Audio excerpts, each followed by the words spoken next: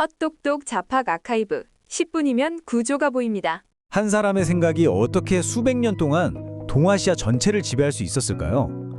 오늘은 단순한 사상가를 넘어서요. 아예 하나의 문명을 통째로 설계했던, 말하자면 시스템 엔지니어의 이야기를 해볼까 합니다.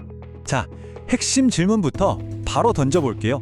대체 어떻게 단 한 사람의 아이디어가, 그것도 무려 600년 동안이나 한 대륙의 모든 국가고시를 장악할 수 있었을까요? 이건 그냥 지적인 유행 이 정도 수준의 이야기가 아니에요. 이건 거대한 시스템이 어떻게 작동하는지에 대한 이야기입니다. 600년, 정말 어마어마한 시간이죠. 이 기간 동안 그의 사상, 그의 해석이 동아시아 엘리트 계층의 생각하는 방식을 결정해버렸습니다. 그는 그러니까 단순한 철학자가 아니라요, 말 그대로 한 문명의 정신적인 운영체제, 즉 OS를 설계한 사람이었던 거죠. 자, 그럼 이 거대한 설계를 제대로 이해하려면요, 먼저 그 설계가 왜 필요했는지를 알아봐야겠죠. 모든 위대한 해결책은 결국 절박한 문제, 즉 위기 속에서 태어나니까요. 시계바늘을 12세기 중국 남송 시대로 한번 돌려보죠. 1127년에 정강해변이라는 사건이 터집니다. 북방민족의 침략으로 수도를 빼앗기고 국토의 절반을 잃어버린 거죠. 황실은 남쪽으로 허겁지겁 쫓겨났고요. 군사력은 약하고 정치적으로는 분열된 이 최악의 위기 상황에서 남송의 지식인들은 이런 절박한 질문을 던지기 시작합니다.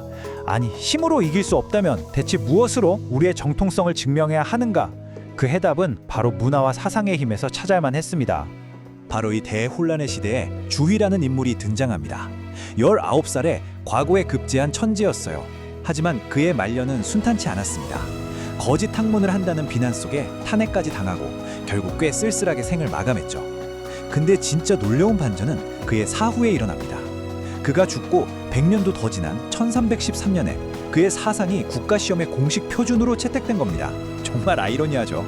그렇다면 대체 그의 설계도는 뭐였을까요? 주인은 우주와 인간, 그리고 사회 전체를 꿰뚫는 하나의 거대한 시스템을 구상했는데요. 그 핵심 부품들을 하나씩 한번 뜯어보겠습니다. 주희 철학의 심장에는 리와 기라는 두 개념이 있습니다. 세상 모든 것은 이 두 가지로 이루어져 있다고 본 거예요. 자, 예를 들어서 여기 컵이 하나 있다고 해볼게요. 컵이란 무엇인가 하는 완벽한 설계도가 바로 리입니다. 그리고 그 컵을 실제로 만드는 흙이나 플라스틱 같은 재료가 바로 기인 셈이죠. 여기서 중요한 건 설계도인 리는 언제나 완벽하고 선하지만 재료인 기는 맑을 수도 있고 아니면 좀 탁할 수도 있다는 겁니다.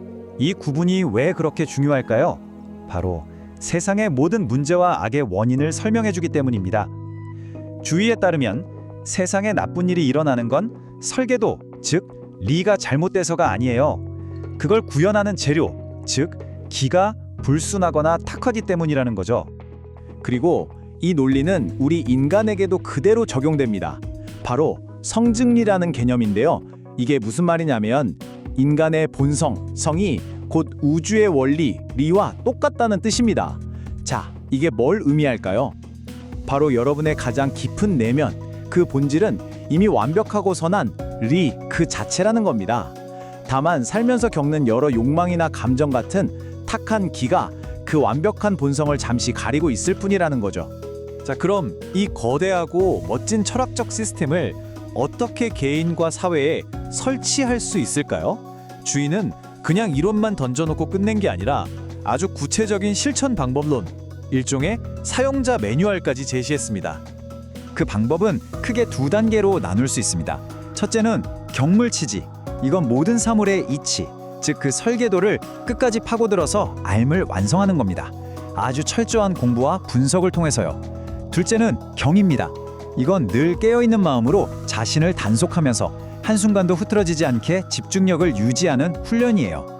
이 두 가지를 통해서 자신의 탁한 길을 계속 닦아내고 원래 완벽했던 본성인 리를 되찾는 것이 수양의 최종 목표였던 거죠. 여기서 경이라는 개념이 정말 흥미로운데요. 이건 그냥 착하게 사세요 하는 도덕률이 아니에요. 감정과 생각이 이리저리 흩어지지 않도록 끊임없이 내 마음을 통제하고 붙잡는 상태. 이걸 현대적인 용어로 바꾸면 거의 인지적 자기관리 시스템 또는 마음챙김 훈련에 가깝습니다. 주희는 자신의 이 시스템을 널리 퍼뜨리기 위해서 기존의 수많은 유교 경전들을 재편집하는 전략을 씁니다. 그는 특히 대학, 중용, 논어, 맹자 이 네 권을 핵심 교과서로 묶어서 사서라고 이름 붙였어요. 일종의 필수 커리큘럼을 새로 짠 거죠. 그리고 마침내 1313년 역사를 바꾼 결정적인 사건이 일어납니다. 원나라가 주희가 이 사서에 대해 쓴 해설서, 즉 사서 집주를 과거 시험의 유일한 단 하나의 공식 교과서로 채택해버린 겁니다. 바로 이 순간 그의 철학은 동아시아 지배층의 표준 운영 체제로 완벽하게 설치되었고 이 시스템은 그 후로 무려 600년 동안이나 유지됩니다. 자, 그럼 이런 수백 년 전의 철학이 지금 우리에게 도대체 무슨 의미가 있을까요? 근데 놀랍게도요, 주희가 설계한 이 코드는 오늘날에도 여전히 유효한 통찰을 줍니다. 이걸 현대적인 개념으로 한번 번역해 볼까요? 이 슬라이드가 어떻게 보면 핵심입니다. 리와 기를 구분해서 현상 너머의 근본 원리를 보려는 건 오늘날의 시스템 사고와 정말 닮아 있죠. 사물의 이치를 끝까지 파고드는 경물 취지는 본질에 집중하는 딥워크나 제일 원칙 사고와 정확히 통하고요. 그리고 마음을 다스리는 경은 오늘날 그토록 강조되는 마음 챙김이나 감성 지능의 원형이라고 볼 수 있습니다.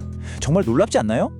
특히 저는 이 경의 가치가 지금 시대에 더욱 빛을 발한다고 생각해요.